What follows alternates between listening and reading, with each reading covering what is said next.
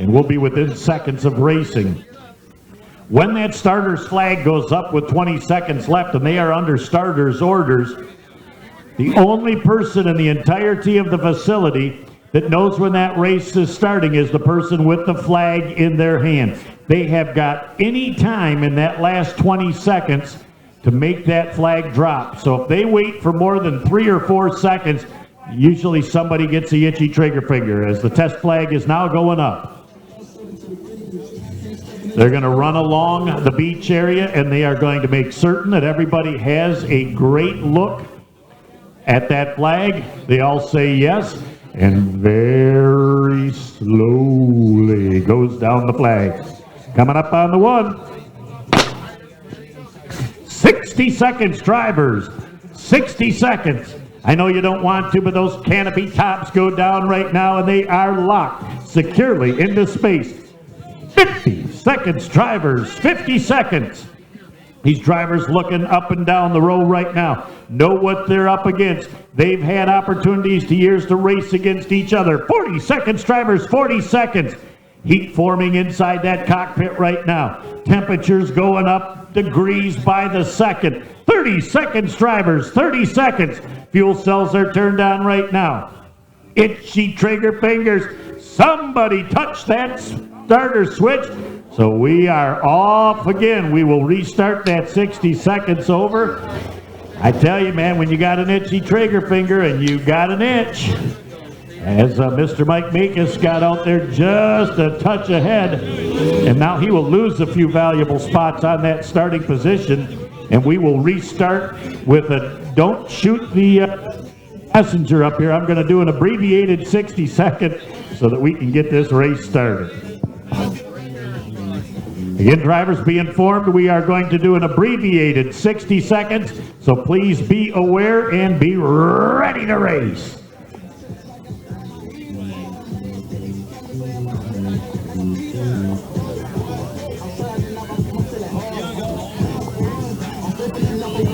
As Oshkosh, Wisconsin's Mike Meekus gets back into position right now.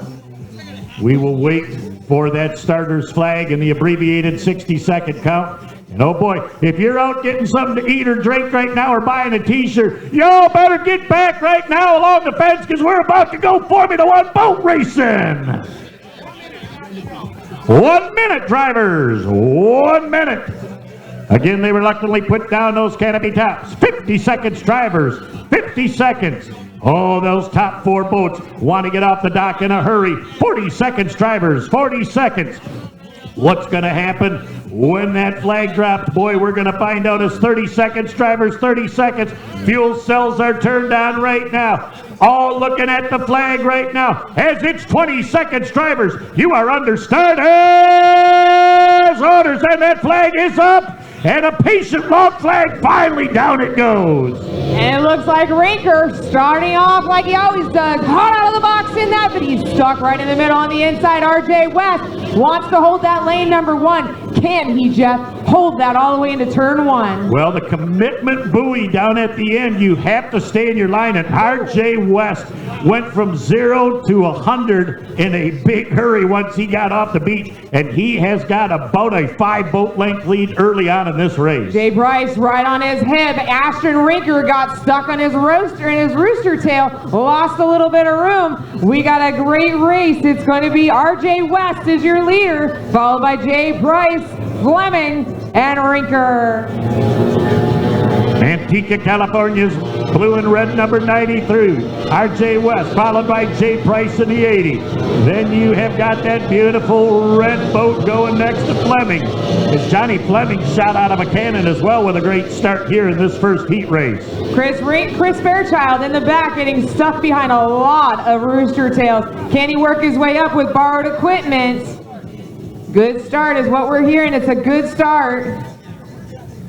Ashton Rinker in that number 4 position right now. He is really fighting hard. He comes way inside, trying to get that tough angle on that right-hand turn in number 4. And he is about a rooster tail behind Johnny Fleming. But look at the lead that R.J. West, one official lap into the race, has over Jay Price in the 80 Dillard Financial boat. And then Fleming, Johnny Fleming in that big red in 3rd position, followed by Rinker, who's mad as a hornet right now and in 4th. You can tell by his driving, he is going back and forth, doing what he can to get around Fleming. Fleming's expertise driving, going in and out, but he's got the advantage by that one rooster tail length. Ashley Rinker bringing up the nose. Can he catch Fleming? I don't know. It's going to be interesting because once he does, he's got to get around Jay Price, and that's going to be a feat in itself. The thing is, you got to realize it's a 10-lap race, and you can't get it all back in one lap. And the last thing that you can do is lose focus and make a mistake. So right now, Ashton is a great veteran driver for a young driver. He, again, is an ex-Marine, so we thank him for his service to our country. Got a good race going on. Coming across the start-finish line, it looks like Fairchild had to go over Mackis's rooster tail, darn near flew it up and over. And we got a good run between Mackis and it looks to be Austin for the 5th and 6th position. Yeah, Mackis and Austin Cheatham right now going into turn number 2, having a great run. Cheatham, who's only been in that boat for a year as well, a newer driver coming up from the 45 class, really starting to feel great and confident in his boat. I'm sure Wesley sitting at home, he is just standing up, cheering on his family member. We want to wish you the best. Austin Cheatham, he is doing a great job in that 40. Again, with a very, very solid place in 3rd right now, Johnny Fleming, another one of the Texas connection, with a great flawless run right now. Cheatham has got about 10 boat lengths in front of Mike Mackis. Watch out for that big X marks the spot boat of Chris Fairchild, as that is a past winning boat here run by Mark Profit in the last couple of years. Keep in mind, he did not go out in the boat for testing nor qualifying at all, so he is going out there basically on a whim. He has no idea what that equipment can or cannot do. Plus, you walk into your trailer and you go, I'll take that prop. Yeah. And you never know how that prop is going to respond, so he'll get a chance tonight and in the morning to do a little quick testing, and I'm sure he'll be faster. But I think the other thing he wants to make certain is at the end of the weekend that boat's in one piece. Ashton Rinker seems to be having some issues getting around Johnny Fleming as he comes out of turn number 1 and goes wide for the 2nd time I've watched him do that. Austin Cheatham in the 40 able to hold off Chris Fairchild. Chris Fairchild on the inside, and we almost lost my number 7s of Quinn Dazzi as he was aiming straight for that buoy. Again, Mike Quindazzi tested extremely well coming into this weekend.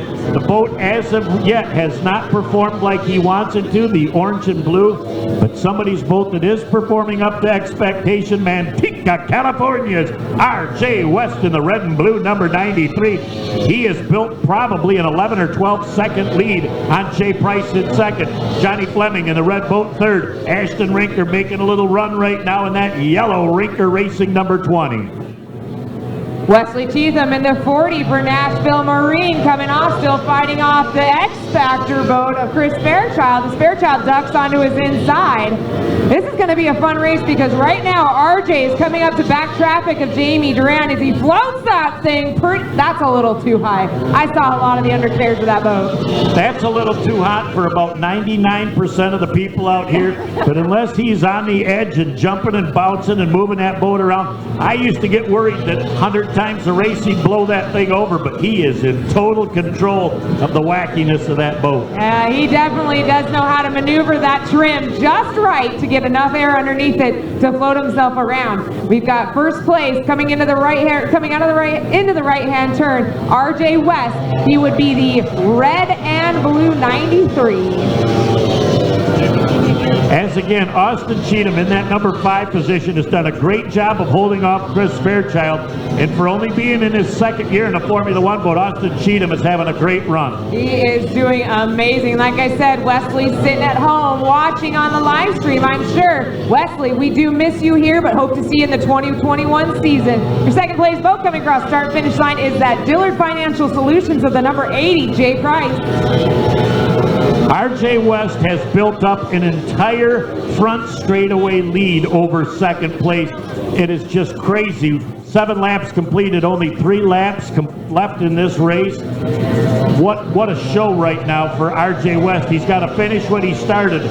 He is really sending a message to start this weekend. We'll have to see if Quindazzi knows that he's coming in and if he's going to give him room or if he's going to hack him off on that turn. Looks like he's going to give him just a little bit of room as RJ West trims her down and takes her around the corner. And that's the beauty of having the extra pair of eyes into their ears going, hey, our race leader's coming up strong on the inside. Please give him an inch and move to the outside. And that is a great job by a boat that is not going to compete in this heat to win, to allow that race leader to go by unimpeded. Not sure why, but Ashton on this corner goes way wide. I know he's trying to avoid the rollers that are being left off to him by Fleming, but that might be costing him that couple seconds. We are almost to the end of this, so we're going to have to see if Ashton Rinker is going to be able to get around Fleming. He's running out of time. White flag is out. 1 lap to go. What do I think Ashton Rinker's doing? He is trying all spots on the course right now to find out what works best for him. This is a test run these last few laps to see, can I get more speed wide? Can I make it happen to the inside? He knows he's going to probably finish in 4th place, so he's doing a little experimentation out there right now to see what might work best for him in future heats. I have a feeling once he gets in, that Rinker is going to be opening up that cowling and doing some tinkering, and there might be a new prop on it on the next heat. But we've got a checker flag about ready to fly because that 93 is floating it high, coming out for the last turn as he whips it around. Checker flag is out. 93, RJ West. Absolutely phenomenal run for CSR Racing as he dominated from start to finish. And our 2nd place boat is finally coming around the corner right now. Actually a nice run for the 80 boat of Price, as Jay had a nice race. As we look way back, Johnny Fleming in 3rd and Ashton Rinker in the yellow number 20, Rinker Racing in 4th place unofficially. Coming up now, I believe in 5th place, be Austin Cheatham, followed by Chris Fairchild. So great race. Mike Makis behind them. And then Jamie Durand and the 77 boat of Quindazzi. That was a great race. We knew it going into it, but we didn't realize how close it was going to be between the Ashton Rinker. He was really doing what he could to get around Fleming, just couldn't quite get around him. He had 10 laps to do it. I think that maybe we give him one or 2 more laps, he might have been able to get around him because that Rinker team, they've got a lot of speed. Well, they'll be the first to tell you that heat races do have meaning. The final race has a ton of meaning, and James Chambers, the crew chief for Rinker Racing, has no equal. He knows how to fine-tune that boat, and he'll make the necessary adjustments. You've certainly not heard the last of that number 20 Rinker Racing boat. Exactly. Well, we're going to go ahead and bring in RJ West for an interview. In the meantime, make sure you stand up, give that boy a cheer. He did an amazing job. Congratulations, RJ West.